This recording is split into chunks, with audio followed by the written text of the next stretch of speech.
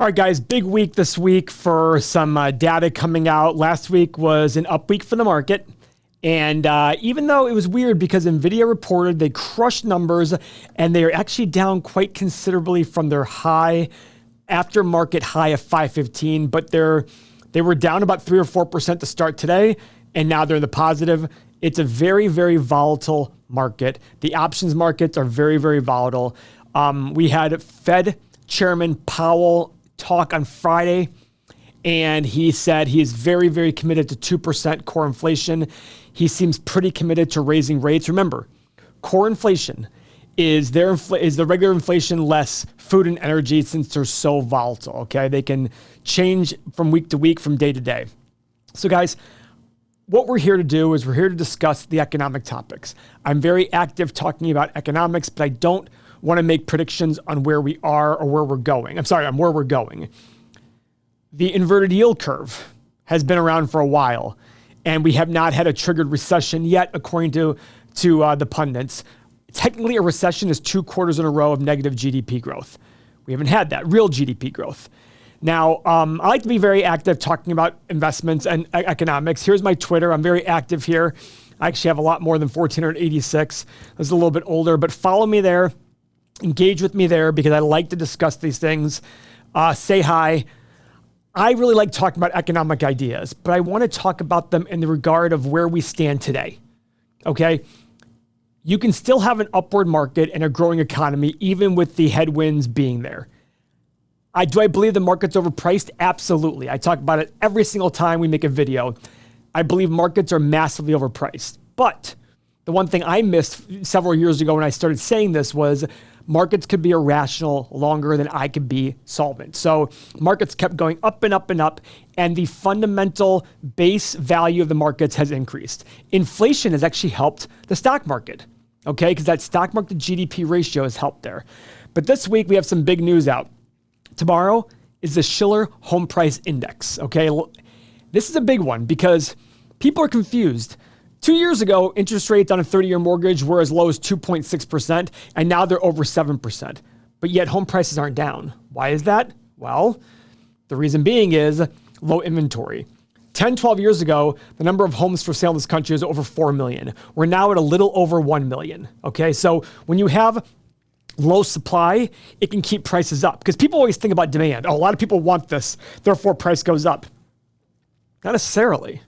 You can have everybody wanting something, but if the supply is huge, it's great. It can make prices fall.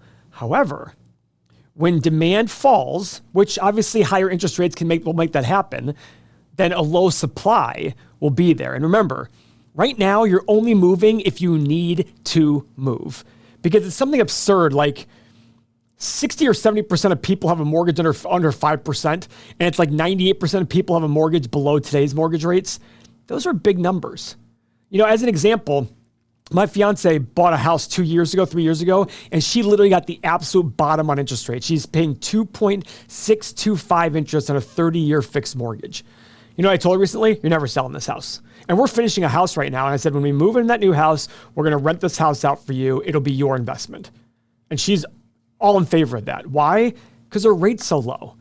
We can't beat that return. So why even sell? What's the point of selling it? So she can put, $100,000 in her pocket, or that she can generate, $20,000 a year in cash flow. I'd much rather have her do that. And the same thing applies for you out there. When you need to move, if you're moving in the same city, consider renting out the house. You have a low mortgage rate. Why even bother doing that? Why even bother selling it? Now, granted, you might need the money for a down payment or something else, but you could also be forced into making an investment, which is an awesome idea. So this home price index will really be something to look at tomorrow. Consumer confidence comes out. The median forecast is 116.5, which is still a strong consumer. Remember, 65 to 70% of the U.S. GDP is consumer spending. So how they feel about the economy and spending is going to be very, very important. Now, with that said, I always remind people, consumers tend to be backward looking. They tend to sit there and say, what's happened recently? And this year, we've had a booming stock market. So therefore, they feel better. We have jobs still very plentiful. We still have low unemployment rate with a lot of job openings, and people can switch jobs very easily. That makes the consumer feel very, very good. Is that a good thing? Could be. It's inflationary, but that's okay. The consumer feels good. But again, the consumer tends to look in the rearview mirror very closely as opposed to planning for the future. All right, GDP is going to be revised soon. Q2, they expected, the last report was 2.4%, and the median forecast is going to stay the same. Remember, when they report GDP, they still make modifications as time goes on to those GDP numbers because new data comes in and gets more updated. So that's big. And then obviously a big one having to do with home prices. Pending home sales numbers comes in this week and expected to drop 0.8%. So guys, again, home sales dropping, not fully because of demand. Supply is a big reason as well, right? We have to remember that. Supply is a big reason. I live in boring old Northeast Ohio, and a decent house priced appropriately flies off the shelf. There was recently a house in my city. I drove by, it said for sale by owner. I called the number, and the guy said, listen, I've been inundated with calls. This is a $650,000 home. And a week later, the sign was gone because I've been inundated with calls. I was like, okay.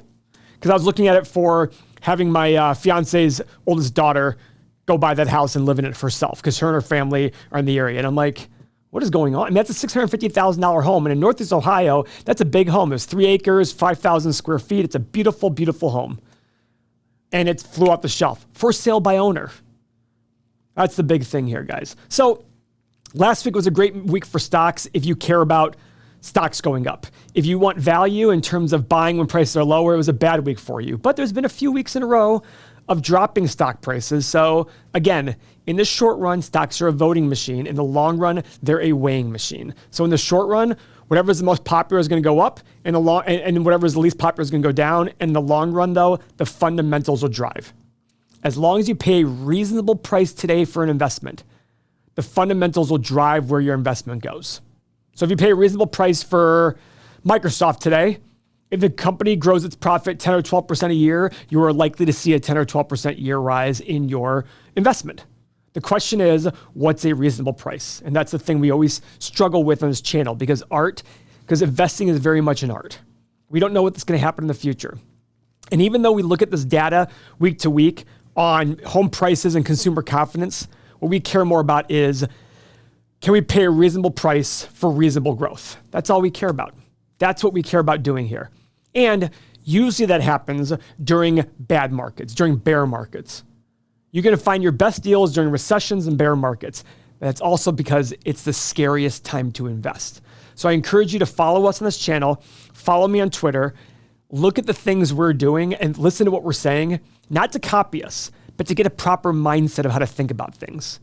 Don't go attaching yourself to every little tidbit. Guys, there's millions of data points in this country on the economy and the stock market. If you attach yourself to any single one of them, you're going to drive yourself crazy. Find the ones that make the most sense. Don't get bogged down in the details. Don't think just because X, Y, and Z is happening, your investments are going to skyrocket, and just because X, Y, and Z is happening, it means your investments are going to zero. Find good, stable companies that can stand the test of time and be ready to buy them when everybody hates them. That's the key. So guys, again, thank you very much. Please subscribe to the channel. I appreciate it very much.